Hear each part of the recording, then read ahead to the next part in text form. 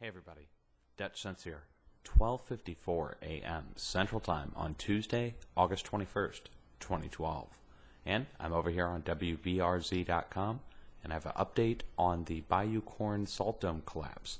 Just read this to you here. Drilling begins at Bayou Corne in Assumption Parish. Workers with Texas Brine LLC began drilling an exploratory well today to hopefully get some answers about the cause of a giant sinkhole on their property in Assumption Parish. Today, engineers started drilling to get to the 300-foot thick cap rock that sits on top of a salt dome near the well. Once inside the salt dome, workers will drill into an abandoned brine cavern so they can explore what's going on inside. John Boudreau, an emergency preparedness manager for Assumption Parish, said mandatory evacuation for the residents living in Bayou Corne community could be in place for at least 2 months while the drilling takes place.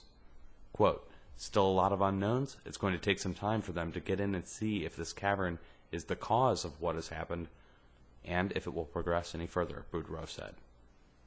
Betty Sedodal, who lives in the area, said after the evacuation is lifted, she isn't sure if she'll return. Quote her, "I can't chance this happening again," she said.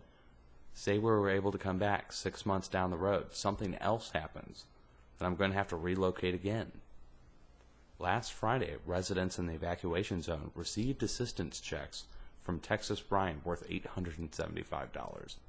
More than 110 residents are eligible for the checks, meant to help cover the cost of living expenses because of the evacuation. Out of all the homes in the evacuation area, 90% of the families have left. Well, I would recommend to those other 10%, first of all, they need to get out. Secondly, $875 is a pittance. You guys know how much it costs to live, and these people are out of their houses. So they need to cough up some more money for those people, for sure. But there you go, guys. They're starting drilling, and you know what that means. There's a butane well 1,500 feet away. The salt dome just opened up even more, sucking 2 people in and their boat. They had to be rescued. That's the most recent news. If you guys get anything more, let me know. Keep an eye on this as they're drilling in, of course. And I saw another news report, and let me just back this out. Let me see if it's here. There we go. Here's another story that I found. This is on the Advocate, and this has to do with the Bayou Corne salt dome and the salinity, the salt content in the dome itself is something like 100 times greater than the Gulf of Mexico.